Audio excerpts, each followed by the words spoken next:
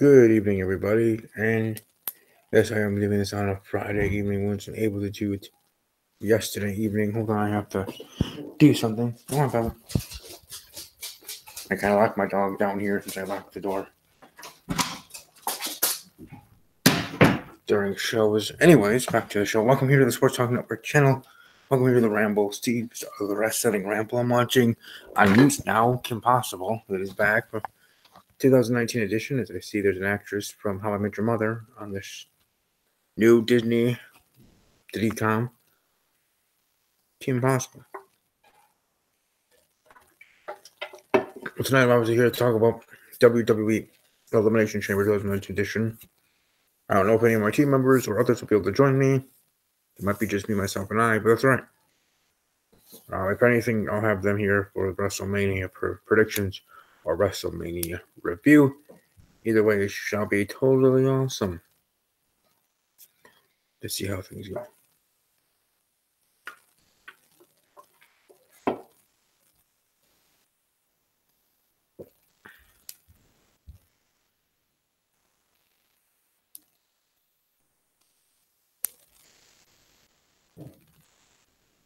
Anyways, I'm going to really to say or bring up here before heading into right away into the predictions for the show. Let me actually just be able to breeze through these pretty quickly. There are no others be able to join me.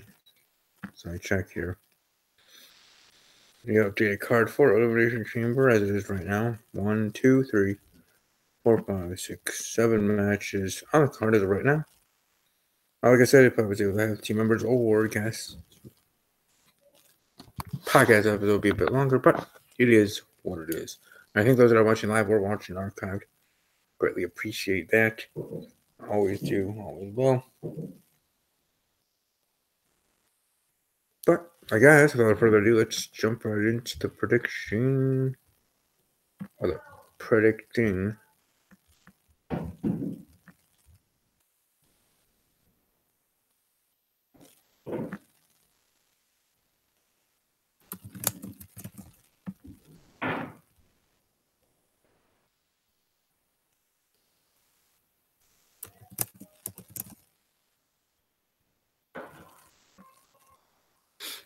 Sorry about that. Anyways, let's head right into it already. Anyways, and let's start with the kickoff match. WWE Cruiserweight Championship match. We got Buddy Murphy going up against Akira Tozawa. Might as well keep this title reign going. Keep going for Buddy Murphy. I don't know when it'll end. In regards to who should be the one to be the next Cruiserweight champion, let's even up to ground who we should have in that role.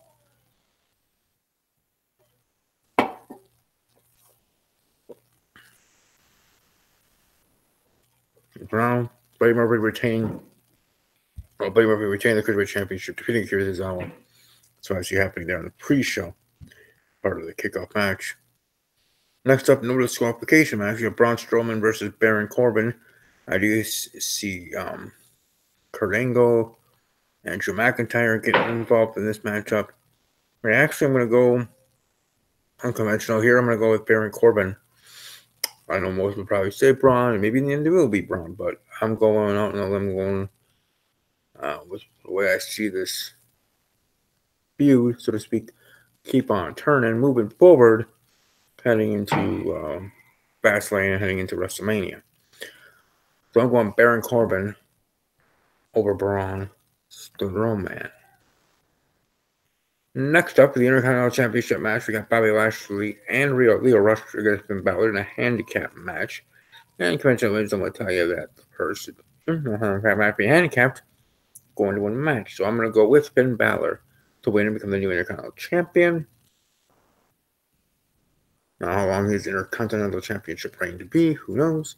But I am going with Finn Balor to win and win the title.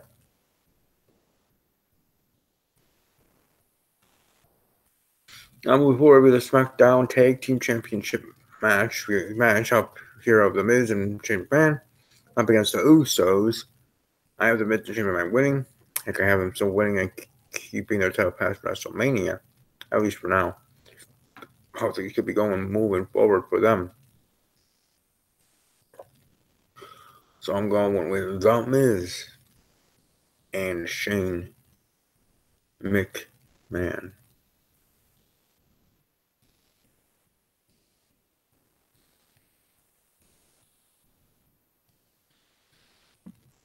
And we're going through this pretty quickly. Raw Women's Championship match. Ronda Rousey versus Ruby Riott. I really do enjoy Ruby Riott, and it's unfortunate that Ruby Riott is the one to be used here just to be getting a title match and probably not going to win at all. Charlotte Flair is going to be there on hand, front row seats for this match, because Charlotte Flair took the spot of Becky Lynch in their match at WrestleMania. Ronda Rousey versus Charlotte Flair are right now 1-on-1, but I think we'll all to assume that Becky Lynch will find a way to be part of the match. However, that to be. In front of the show, Malik talked about on his own podcast on Anchor app, on the Anchor app, on his podcast, 24/7 Wrestling Podcast, that of his ideas of how that should be booked in his own way. But for me, there's many avenues you can go. Many avenues you can go. You can either have Becky Lynch face Charlotte Flair for that spot next month, have Becky Lynch interrupt during the Ric Flair birthday celebration, and demand to face Charlotte, or she breaks Ric's arm or something with the armbar, or not the armbar, but her own submission move, and then you have that match. She wins, and then in the end, it is what it was before: Becky Lynch versus Ronda Rousey 1-on-1, and you just take a longer road to get there. You have some ins and outs, some actual turns, not making it so predictable as it already is to some. The universe being predictable that Becky Lynch will be winning the championship at WrestleMania.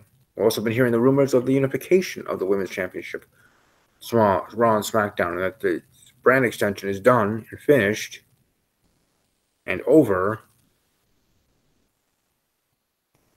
For sure over and done in regards to the women's division. And you have the titles unified, triple threat, fatal four-way, however, in that way. That's to be interesting. And that's another route you can have. You can have a fatal four-way where you have Charlotte Flair, Becky Lynch, Ronda Rousey, and Asuka to unify the Raw and SmackDown Women's Championships.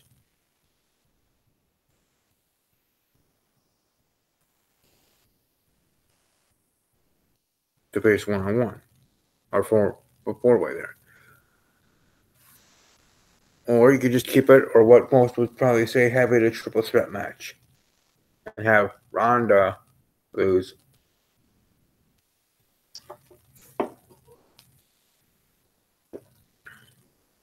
But you do have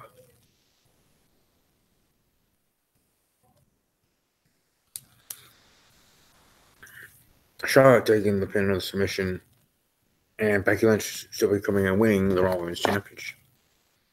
Either way, however you slice and dice it, it's going to be an interesting story to tell. And the most interesting story to tell is why it probably will be main eventing WrestleMania in April in New York City. There. Because of all the ways it could go from here, from Sunday night, I almost said tomorrow night, but from Sunday night. From Elimination Chamber to WrestleMania.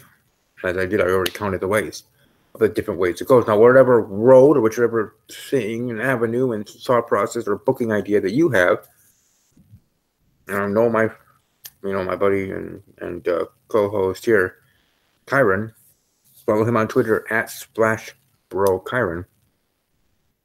I'm sure has his strong opinions and ideas of where he thinks it should go and how it has gone so far, his opinion on all of that.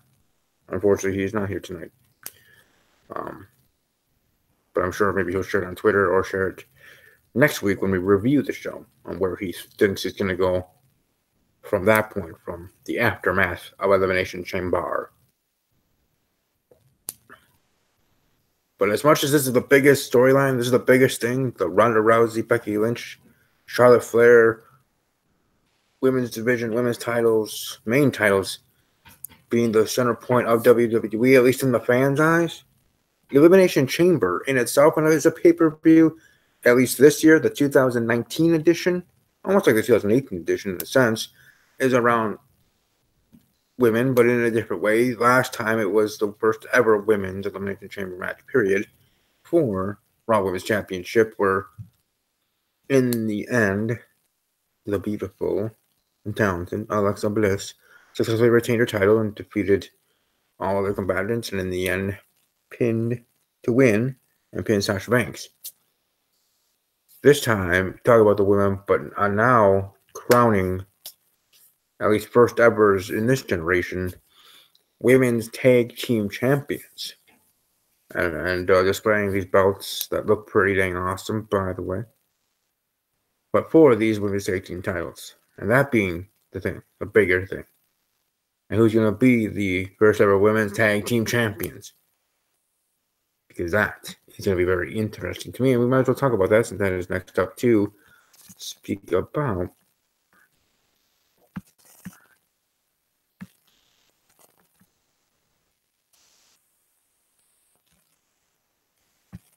We have Sasha Banks and Bayley, the Boston Hug Connection.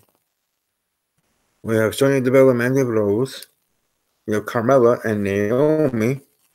We have Nia Jax and Tamina. We have the Riot Squad, Sarah Logan and Liv Morgan. Sarah Logan and Liv Morgan. And we have the Iconics, Peyton Royce and Billie Kay. Now, how would I book it? How would I have the eliminations? And we're starting off with, which we already don't know, as we're starting off with what happened on Raw and SmackDown, with Sasha Banks and Bayley losing that triple threat match with the Raw teams, and they have to be the first ones, or the first representatives of Raw, in a sense, in the Elimination Chamber match, the Women's Tag Team Elimination Chamber match, to crown the first ever historic awesomeness of history Women's Tag Team Championships, and crown tag team champion in the women's division. And then on the SmackDown side, they have the same thing with those three teams there. That triple threat tag team match on SmackDown, the go home show for SmackDown Live, where Sonya Deville and Mandy Rose took the L, and they're going to be the first representatives of SmackDown Live. So the matchup is Sonya Deville and Mandy Rose, Sasha Banks and Bayley, and then from there go accordingly. How I would have it is the order of entry would be the Riot Squad, Nia Jax, Tamina,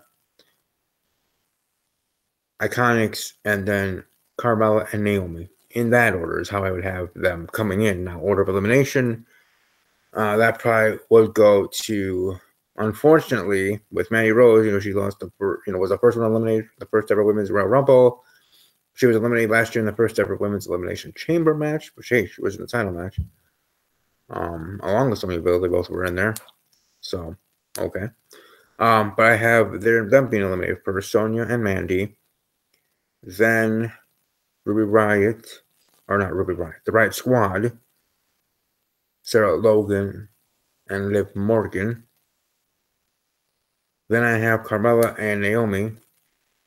Then Nia Jax and Tamina. And then you have it down to the Boston Hug Connection and the Iconics. Two actual true tag teams.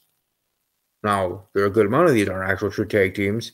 The only one that isn't technically is Carmella and Naomi. They're the odd women out. In regards to actual true tag teams, actual alliances, you'd say friendships, in regards to these women tag team in this tag team match. So you would think if that was the case, they should be the first one eliminated. I would like it if it got to if we had an Elimination Chamber. I don't know if we ever did. I don't think we have in its history, and specifically with the Elimination Chamber, where we have had all participants enter the match and still no elimination. Maybe we have, and I'm misremembering. Kyron will let me know if I am, buddy, old pal. But not from my own memory that I can think of right off the top of my head without researching it or looking it up right now. But either way, that's what I would like to see, and then have the eliminations happen. I actually like it that way because then you have all the women in the match, or if it was a men's match, whatever Elimination Chamber match it is, you have all the participants in there, and then subsequently you have the eliminations happen thenceforth at that point in time. But in the end, no matter however it is booked in that way, in regards to eliminations or the entries, That'd be actually kind of cool if I was actually right on either account, either correct in the order of entries for the women, and of course everyone would get the first and second one correct if they were, grading it on like a homework. Because number one is Sasha and Bailey entering officially, as in the last one's coming out in entrances, and then number two is Mandy Rose and Sonya Deville, because that's the teams that will square off, and then from there, who knows? But it's going to be interesting to see. So I'll actually have to revert and go back to this very podcast tonight to see and remember what I did say for the entry and the elimination, because I have so much on my mind I already forgot where I went. But all I do know and remember is that I have the Boston Hug Connection and the Iconics being the final two. This whole women's and first ever women's tag team title match, this first ever, and having it happen at the Elimination Chamber is awesome and cool, and I like it. It seems like all been centered around Sasha Banks and Bailey, and specifically in regards to Sasha Banks, whether she has had a real injury or it is all kayfabe. Either way, she now has been cleared, and she's going to be there with Bailey. And how is that all going to unfold? Is it a shoe-in? Right in stone, they're going to be winning the titles, taking titles. I don't know, because with that type of story, I would rather them not win and have to chase, then win them, then break up. Then you can because then if you do something like that, in least in my thinking and forward thinking in months of booking for the Raw or for the WWE Women's Tag Team division, this new division technically, you drag it all the way to SummerSlam if you want to, or Money in the Bank. Well, that's another big pay-per-view. It doesn't have to be always WrestleMania or SummerSlam, right? You have other pay-per-views that you should care about, as I always say. So with that way of thinking and the way of thinking I've been having and thinking for the last couple months in regard to other storylines, in those situations, in each situation being its own, right? Its own unique. It is all situational in the way you think and the way that you individually, as I think, it's my prerogative of thinking, that how you do predict and how you do feel that he's going to be booking these storylines. I'm going to go with the Iconics. So my official prediction on this show, at least, is the Iconics over Sasha Banks and Bailey. I would be shocked. No, I may actually be shocked. I know I say all the time, I wouldn't be shocked if this happened. Or I wouldn't be shocked if this happened, because honestly, I wouldn't. But I would actually be a little bit shocked and have that, camera-worthy moment that you should, get your phone and take a picture of yourself or take a quick 20-second video on your iPhone of my just face being astounded if Sasha Banks and Bailey are eliminated first, as in first at all, at any point, whether it's my idea of all of them are entered and all the entries have happened and then eliminated, and then the first team eliminated officially.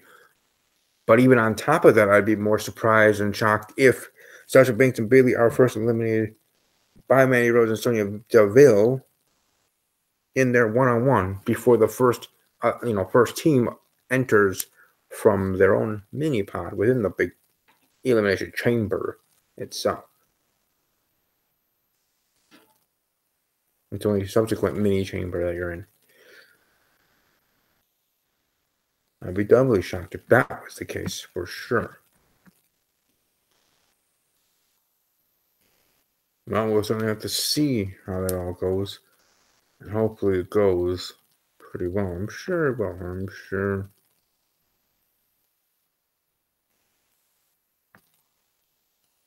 But that's what I got. I got the Iconics getting the win. Getting the win there. Then we have the main event, the WWE Championship match. The new Daniel Bryan facing off against AJ Styles, Jeff Hardy, Kofi Kingston, Randy Orton, and Samoa Joe. Randy Orton, a virtual winning on Tuesday night, will be the last to enter the Men's Elimination Chamber match. And with Kofi Kingston being the replacement for Mustafa Ali, who got injured weeks previous and unable to be cleared early enough or in time to be part of this Elimination Chamber match for the WWE Championship. I'm still going to go with Daniel Bryan to retain. So we're going to 2 WrestleMania. It's really going to be interesting to see how that goes moving forward. For sure.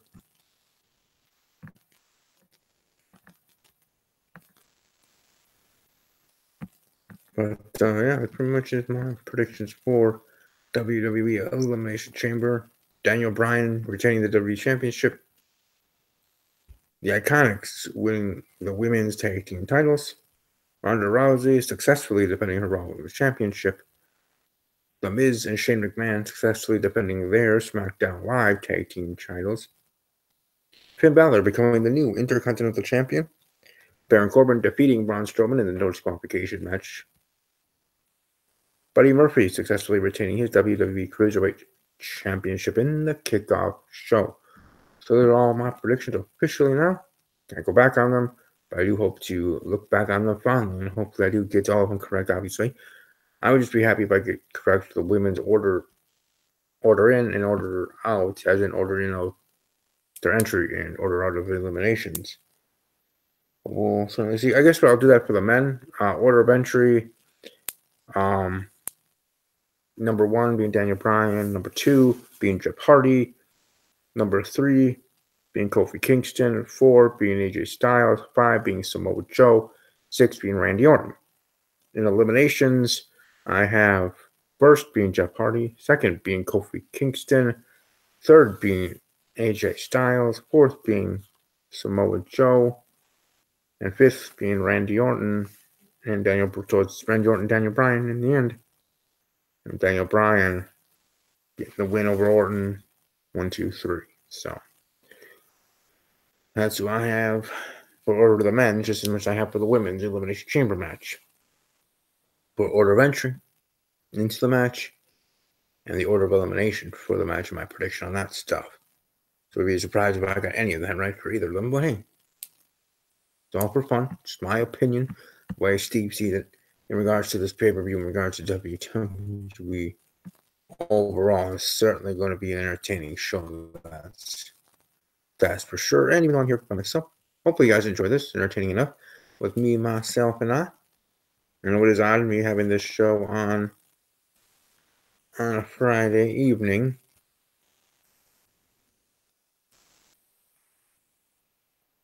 Sorry, just checking on a Friday evening. Doing that here at 8 p.m. But certainly do think that this pay-per-view and this show is going to be highly entertaining. I don't see a reason it won't. That's for sure.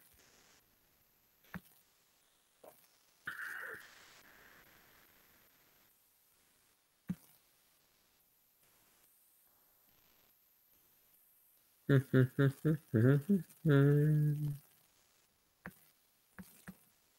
wonder how it all works out.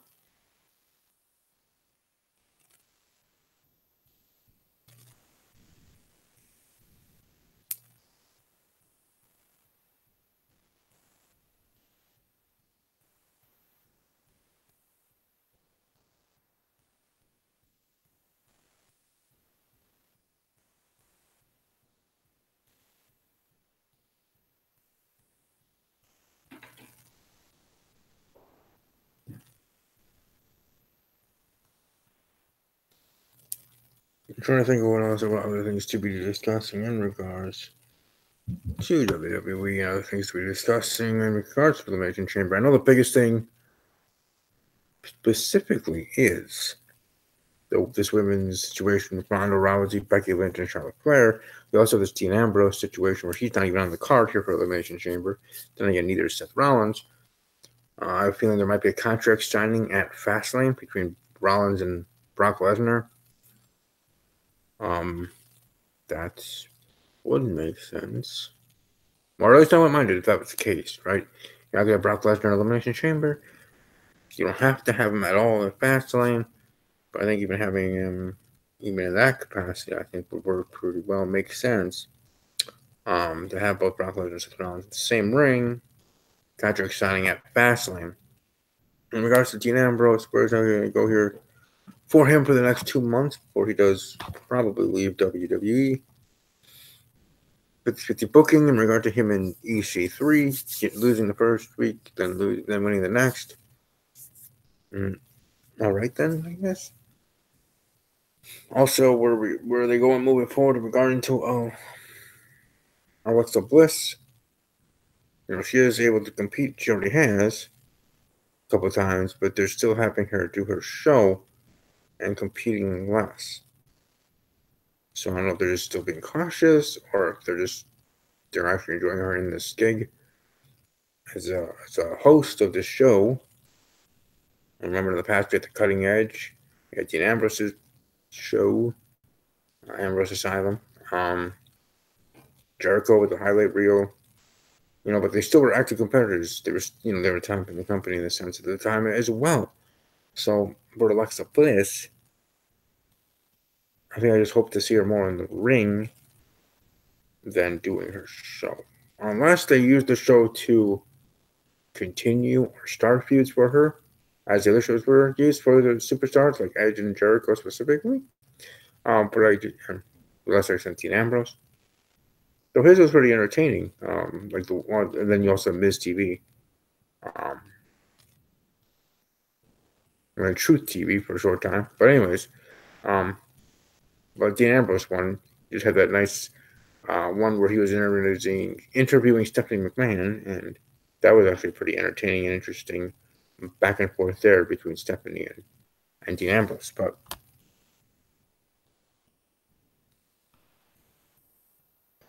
either way, it shall be interesting to see where everything goes and move forward in regards to Dean Ambrose, because I think so. It's limit for Dean, and I think it'll be fun to go pretty damn well.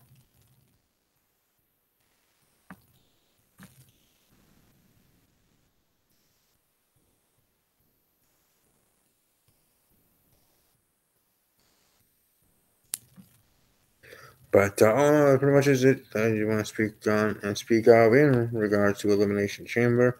Thank you for watching. If you did watch live, if you want to watch in an archive, welcome to share your thoughts in the comment section below about anything, about your thoughts on the show, thoughts on Elimination Chamber, your picks. Are you going the same way as I am? Are you going somewhere different? If you are going to predict the show in the comment section below, thank you. But I also want to ask, maybe you'll be a little brazen yourself and pick who you think is the order of entry and order of eliminations in both the men's and women's Elimination Chamber matches at this pay-per-view event on Sunday. If you want. Obviously, you don't have to. But if you do partake, then do share your predictions in the...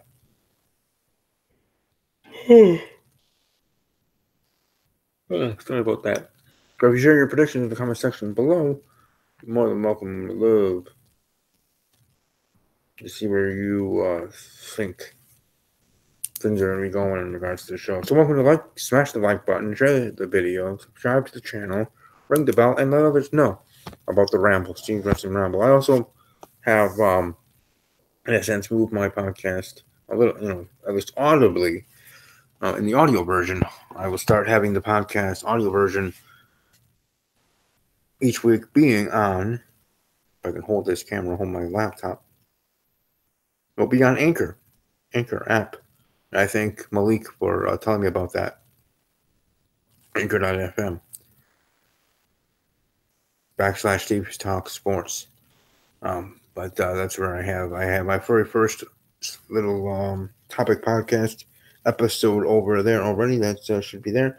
I also now have been accepted to, meaning application been accepted of being part of Google Podcast, Spotify, and other avenues where the podcast can be heard from Anchor. From Anchor.fm, where it gets just distributed for me. And that's greatly appreciated.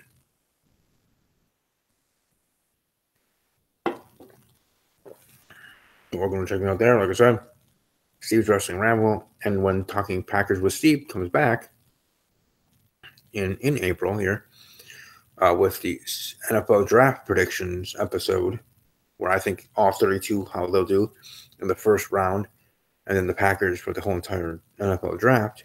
Which, by the way, this year it does start night one on my birthday, so that's pretty cool. Every 4 years that happens, and this being the year it falls on for my birthday, for my 31st birthday.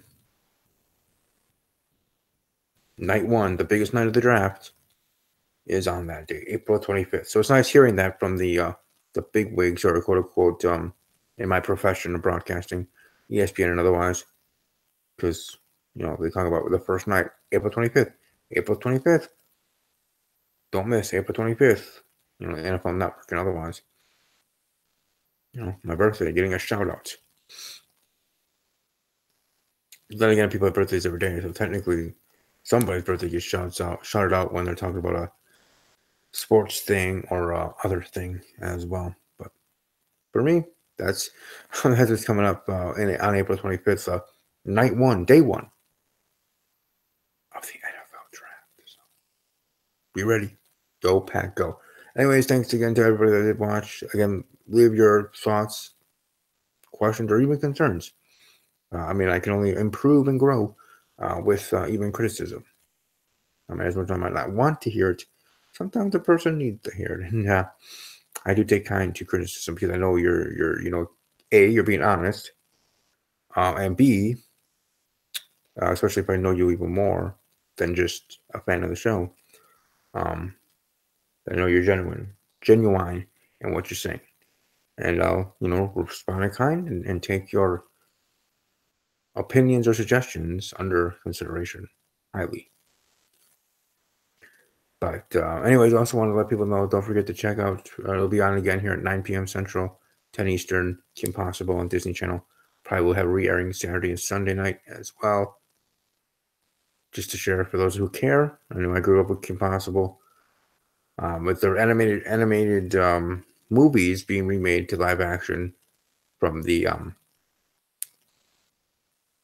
my childhood, and most recent being Lion King and Aladdin, Dumbo as well. They're doing the same thing with Disney Channel movies, or at least one of them here, Kim Possible, coming back with as a live action retelling in a sense.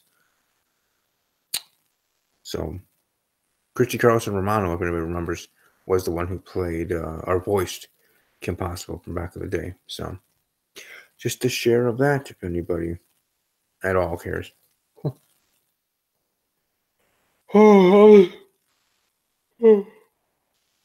Well, sorry about that. I do apologize. Sunday, I will be doing a live reaction to the women's Elimination Chamber match. So we'll be blind reacting to it. And we'll be doing my review of the pay-per-view event shortly after it does end on Sunday night, probably 10 o'clock. Maybe I'll start at 10:10 if it actually ends at 10 o'clock, hard and fast time. But whatever, 10 minutes after at the most. And get set up and ready to go talking about the pay-per-view, whether it's just me, myself, and I again, or have some people joining me. More the merrier, but I know people are busy. Monday's work or school and other things going on, right? Life. But I hope to have my team. Everybody also check out a friend of the podcast, former co-host as well, Raunchy Mikey, or formerly Raunchy Mikey. My sci-fi, I think it is now, on Twitter. He does stuff now on Twitch. Now being affiliated with Twitch, it's actually pretty cool. Not that easy to do from what I hear. And him doing it so fast and getting a following so fast over there. I mean, he is a energetic, we'll tell you he's straight kind of person as well. But I think of his personality and with how well he is and knowledgeable of what he's talking about, whether it was wrestling or whether it is video games, whether it is whatever it is that he does over there. Because I do plan to check out his next live stream or however that works over on Twitch. But I'll go give him a follow. My C-Fry. There. Formerly Raunchy Mikey.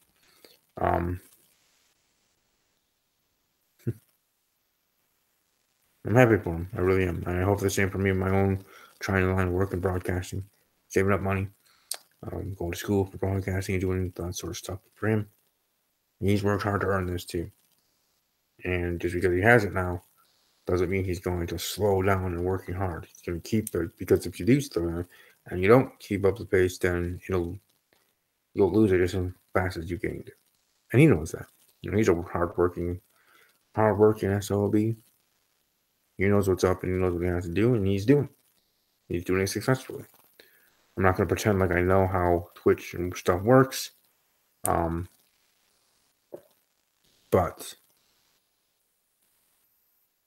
that doesn't mean people are going to be successful and learn how it works, right? So, congratulations to him as well in that regard. And hopefully he is able to at least join for the WrestleMania predictions or WrestleMania preview, or predictions or review show, around the WrestleMania the week of, and then subsequent quote unquote week after, the Thursday week back to back weeks, just to even join the team. If it's not even to talk about the show or predict the show or review the show or share his thoughts on the show. That's up to him if he wants to. But just it was nice to have him here on the show, be with the guys. I'm sure we all will be here. Mark Ramble, Mike, all right, formerly Raunchy Mikey. Yeah, Mark Ramble. And Karen Chase as well. Hopefully have the whole team, the whole family, the Ramble family there, along with maybe guests. We'll see. WrestleMania. Sometimes you can grab some great guests. A couple years ago,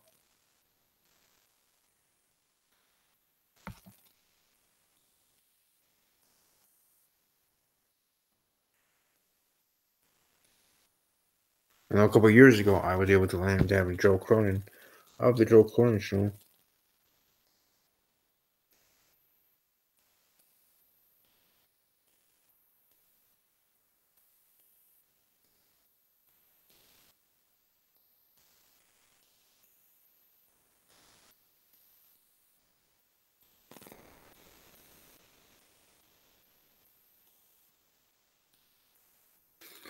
But anyways, so before I bid you adieu, I want to say, hope you all enjoy this podcast episode. And the audio version of this episode tonight will not be on Anchor, but my review on Sunday night, whether I'm with people or not, I will be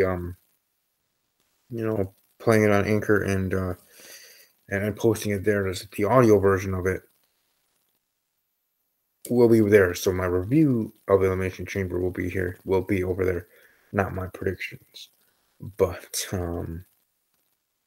there you go. Before I keep rambling in a circle, I'll just say goodbye. Hope you all have a great rest of your evening. Like I said, unfortunately, my team members were unable to make it because of how I had to have it in a wonky time on a Friday night. It is what it is, right? Most people are having fun on Friday nights, going out there on dates or whatever. But hope you all have a great rest of your evening, weekend. Again, like I said, I'll be back here on Sunday with doing a blind reaction to the women's Elimination Chamber match to crown the first ever women's tag team champions. And those titles do look pretty cool and badass.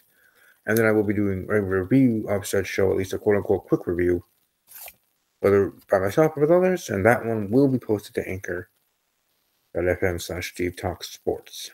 They're on Anchor.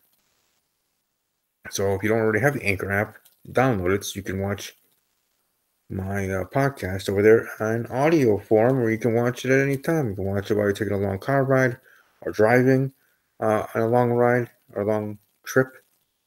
I know a couple of friends that have to drive for work. That's more than 10 minutes. But anyways, you're welcome to listen to me there. If you don't want to see this face, you're welcome to at least listen to me. Listen to my soothing radio voice. Or just soothing voice in general, right? I think it's soothing. At least that's what my grandmother said. But anyways, hope you all have a blessed day. Leave a like and support. And if you have any thoughts, you're welcome to share to me either on Twitter at Army_strong_06 or the podcast Twitter handle at the Ramble_WWE. Or you'll find me on Snapchat or Instagram at StevieK_06. So also, as well, enjoy the weather in your area, as it is still cold here in Wisconsin. Today's high was 16 degrees. That was nice. Well, actually, it did get up to 22, so what am I saying? 22 degrees, which in February can actually melt things, melt some snow, than 22 degrees in January. It's science. Look it up. Be trying to be an amateur meteorologist here. And above all else, as always, take care.